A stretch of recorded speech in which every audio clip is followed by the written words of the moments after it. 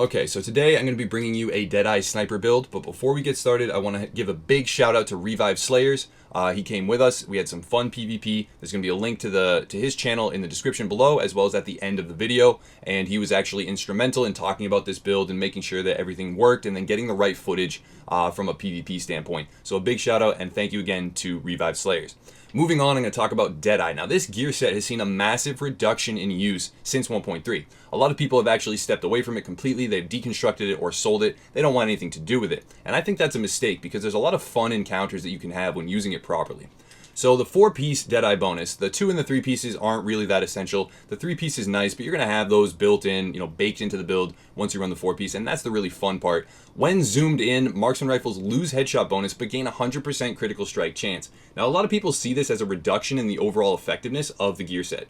That's because they prefer to land headshots and they prefer to get those huge damage spikes from those headshots, but they forget that 100% critical strike chance to the body, which is much more easy to hit in much more situations, and particularly in PvP when a marksman rifle is almost always going to be shot to the body. If you can land a headshot, that's awesome. Kudos to you, but I personally can't. So a gear set like this that gives me 100% critical strike chance to the body means that I can actually reliably output damage, whereas otherwise I might not be able to.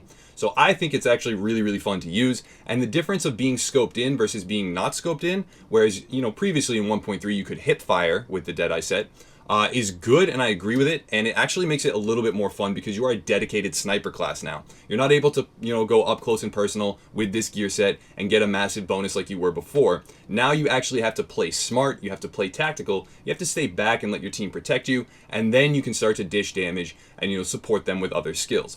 So this is a well-rounded build. As you can see, it's a hybrid composition with 4,705 firearms, 3,797 stamina, and then 3,276 electronics. Now that's enough to activate all the gun talents that I want. I don't have the perfect god rolls on all 3 guns. However, my M44 will get the job done, and it has the top 2 out of the top 3 that you want talents on it, so I felt comfortable making the build video. Now, let's talk about all my gear set pieces, then my weapons, then I'll talk about my skills, my talents, and kick it to some gameplay. So here we have my DeadEye go bag. A very high firearms roll. I'm quite happy with that. You want armor on that, and then whatever minor attribute you feel like getting. The important thing about this is to have high firearms on at least 2 pieces, and then as a major attribute, you want armor for sure. Then moving on, I have my gloves. It's critical to have marksman rifle damage. Now, aside from that, they are high roll stamina gloves, not as high as they could be. I would appreciate probably about 80 more stamina to be fully min-max, but they get the job done, and you do not want critical hit chance on the gloves. I have it right now, but that's an easy way to get about 3% more efficiency from the build. You're going to want to re-roll that to something else for those encounters where you are in the dark zone fighting against NPCs. Perhaps you want something like damage to elites or any of the other attributes, but critical hit chance is almost a dead stat. That being said, if you are using a secondary that is an SMG, which I am doing here, then it becomes a little bit relevant. You're not going to be using the SMG frequently, but the critical hit chance augments very nicely with the baked-in critical hit damage that SMGs have. So having it, if you're running an SMG secondary, can work. Again, it's not a fully min-max build. There's a little bit more I could do with it, but it gets the job done and it showcases what the build was designed to do effectively. Moving on to my holster. You're going to want to roll armor. There's no exception there. And you want to get over 1,000 in all 3 main stats if possible. That's considered a god roll in my eyes. But, only 909 on firearms, an easy 100 I could get there, 933 on stamina, and then 980 on electronics. That's fairly good to get. I would really hope to find a holster that had over 1,000 in all 3, because if that were the case, then I would be able to activate all of my gun talents without using any, gear mods to do so, and I'll talk about that more in depth in a second. But the holster gets the job done, like I said, and aim for 1,000 in all 3 categories and roll armor on it. Moving on to my DeadEye braces. You want armor, absolutely. Everybody's going to be rolling armor on pretty much everything. It's a given until they make some sort of drastic change.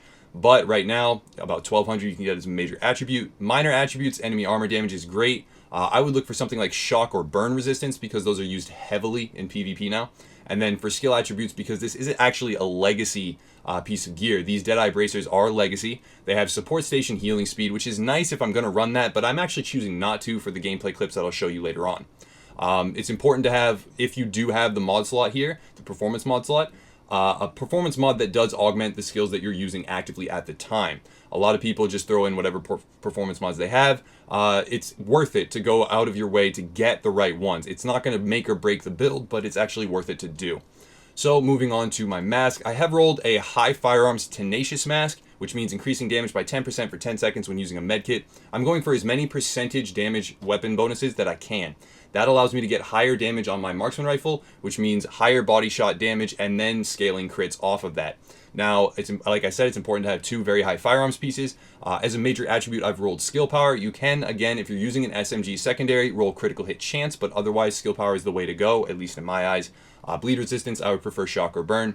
And then ballistic shield health, because this is a legacy mask, it's not going to be relevant to the build, but if it were to be something like, let's say, Seeker Mine damage is what I would use because I'm going to be running a Seeker Mine in my gameplay, or Pulse, or, First Aid, Ally Heal, something like that, it would be quite valuable. Moving on to my chest piece, I have a Vigorous chest piece. I roll this on pretty much every build now. Vigorous is very, very important.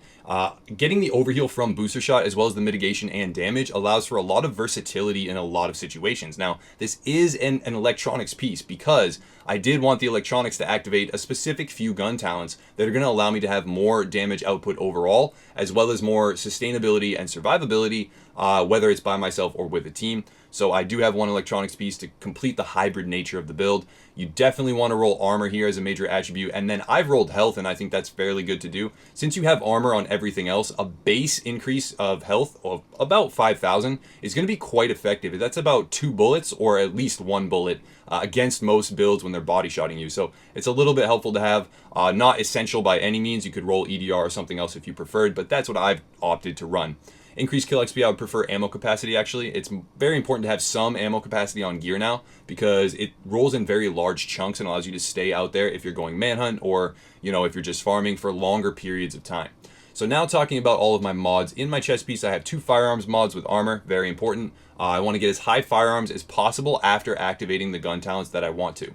Then I have another firearms with armor in my mask. I have a firearms with armor in my knee pads, and then in my backpack, I have an electronics mod with armor. That is specifically so I can obtain the amount of electronics necessary to activate all my gun talents, which I'll go more in depth on in a second. And then I have Seeker Mine damage in my backpack performance mod slots, as well as in my holster. There is room for one more performance mod, but it's a legacy set of knee pads, like I said before. Now moving on to my guns. Looking at the talents, what you're going to want is Provident and Prepared, but you don't want them in this order or in these slots. What you're going to want is Prepared, Provident, and Competent in that order. You can activate Prepared fairly easily. Provident is why I needed the electronics, and that makes the last bullet of the magazine deal 60% more damage, which is really, really cool, and you can do some really fun stuff with that. You can almost one-shot enemy agents with a crit body shot when you proc the right bonuses using Provident. If not 2-shot easily, you can shoot them once leading into Provident and then 2-shot an agent quite easily. And then Vicious you don't want. You would actually prefer to swap the placement of these talents and have Competent in the 3rd slot, because that's another percentage weapon damage bonus. But that being said, I do have 2 out of 3 that I want, so this build will work. Moving on to my MP5. As a secondary, I like this gun because it pairs very nicely with the gloves that I have, and it does allow me to trade up close. While I'm not going to out-trade anyone using a shotgun or something like that, or a competitive SMG Alpha Bridge build, I will be able to hold my own up close and personal if they do manage to get past our far-off defenses using multiple sniper builds in the composition that we're going to be running in a couple seconds. So responsive, brutal, and deadly. This is the previous god roll of patch 1.3. It no longer is the quote-unquote god roll itself. It's just very effective and I like it a lot. I would prefer a different order for the talents, and I would actually ideally have deadly replaced by competent in the 3rd slot, but that's up to you guys since that slot is free. There's a lot of versatility with it. Moving on to my pistol, I like this one a lot. It actually has harmful and cool-headed, and since I have the electronics to activate all of my gun talents, it is now active itself. So when I'm landing a headshot, with that pistol, if I really need to recharge my skills on an NPC or something like that, it's quite easy to do. And if I'm chasing down enemy rogues, I can use my pistol to activate a bleed very quickly because of the high RPM on the X45. This is a perfect pistol. I would recommend everyone pick up one with harmful and or cool-headed, but particularly harmful.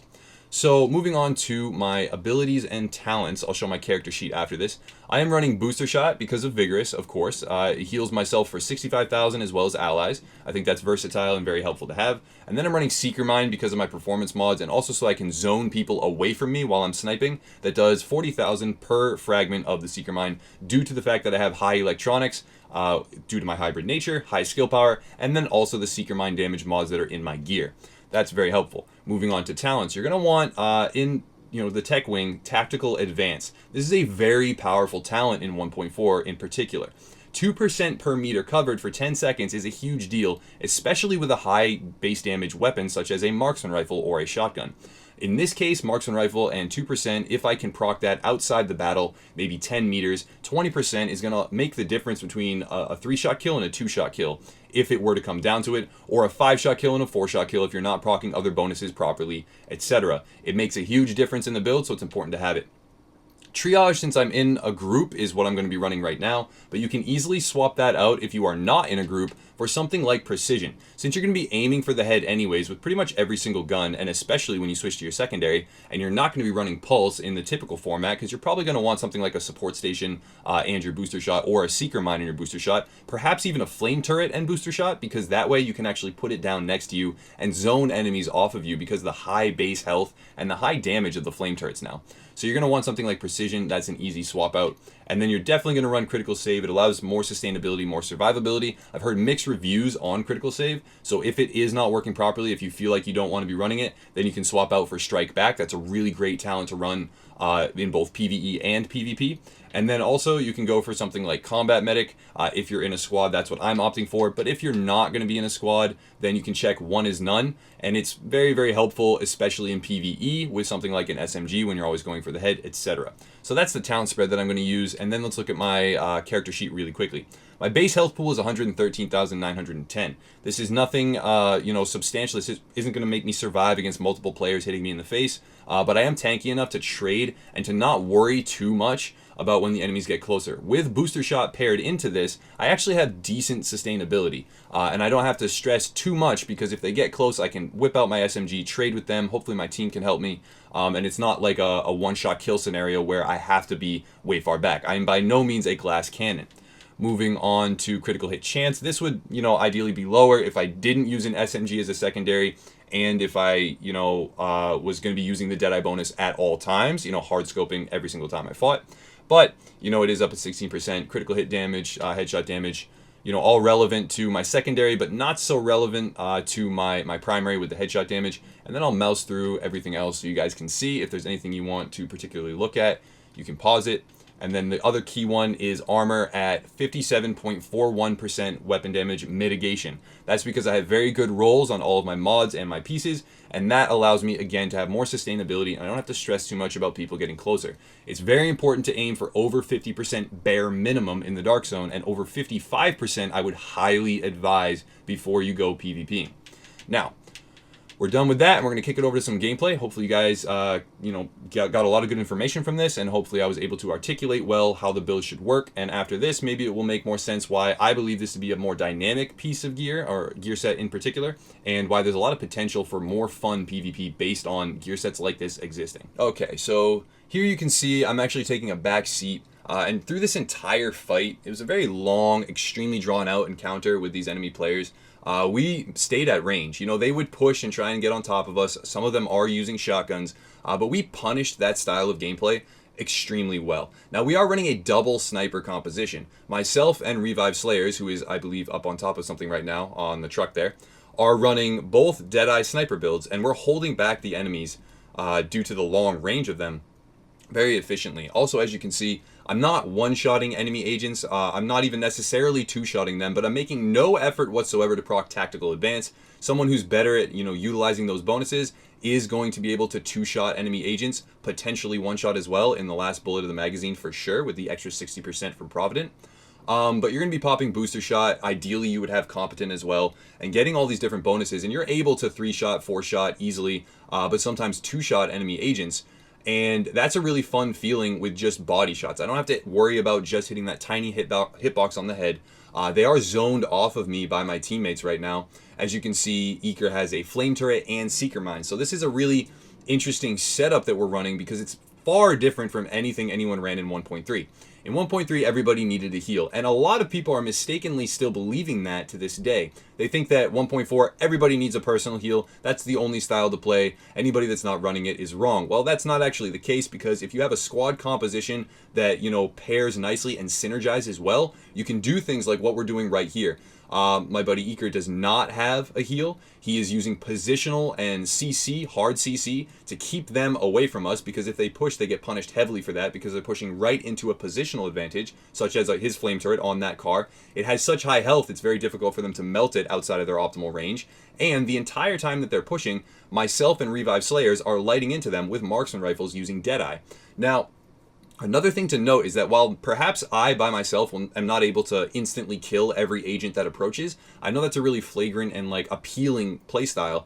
And if you go glass cannon, you can actually do that. If you go hyper glass cannon with 7200 firearms with this build, you can do that. If you pop Tac Link and, you know, proc Tactical Advance, even just a couple of those, let alone Booster Shot with Competent, you can start to one-shot agents as fast as you can pull the trigger, which is really fun, but you're also a glass cannon. Even though I can't do that with this build and it's well-rounded and has a hybrid nature, I can still get about 100 to 150,000 damage on enemy targets that are advancing in these positions over the course of a few seconds. Now what that means is that they blow their heal rotation. They're coming in, and let's say they have an M870 and they're going for these cheese headshot kills. Well, it's not going to quite work, because if they blow their med kit and their, you know, heal, whether it be booster shot or overdose, on the way in, they have nothing to keep themselves alive after they, for instance, down a target, or, you know, even if they have to transition between fighting one target with headshots that rounded a corner and fighting the next. And what that means is that you can drop them very easily. They're not really a threat. Even if they drop someone to the ground, they're often dead before they can get the rifle butt, because they have nothing. They have no med kit, they've already blown it, and they have no personal heal pop to keep them alive while they get the rifle butt. We've done it many times. We've actually saved our, you know, allies from shotgunners that blitzed in and tried to just get these cheese kills, and since we blew their entire heal rotation on the way in, they then died. And then the hard CC of the flame turret that Eker has is more than enough to deal with players that get up close and personal too quickly without actually positioning themselves according to what our bonuses are. Another reason why we're out here, we've chosen this spot specifically because we are not camping some, you know, far off area that's, I don't want to say cheesy, that's not the right word, because we do camp all the time in different areas. We move from location to location, but this is a wide open area specifically to demonstrate the fact that positional advantages in 1.4 are extremely strong. I have not had a fight like this in a very long time. This is a really fun dynamic encounter where we're holding down an entire street with this composition, and it's nothing like 1.3, and I had a blast doing it. So that's going to actually wrap it up. That was a kill right there. That was a lot of fun using Provident. You know, they melted him down, but 67,000, that's a significant chunk of damage on enemy players from one bullet of a DeadEye sniper build to the body, so I'm really happy about that. And hopefully you guys have some good use with this build. Hopefully there's some good information, and hopefully there's a lot of dynamic, fun, different, unique PvP encounters happening with different gear sets in the Dark Zone from here on out, because 1.4 has been extremely refreshing thus far, and I would love to see that continue. So thank you so much for watching, guys, and as always, check out the links below if you want to support the channel, and have a nice night.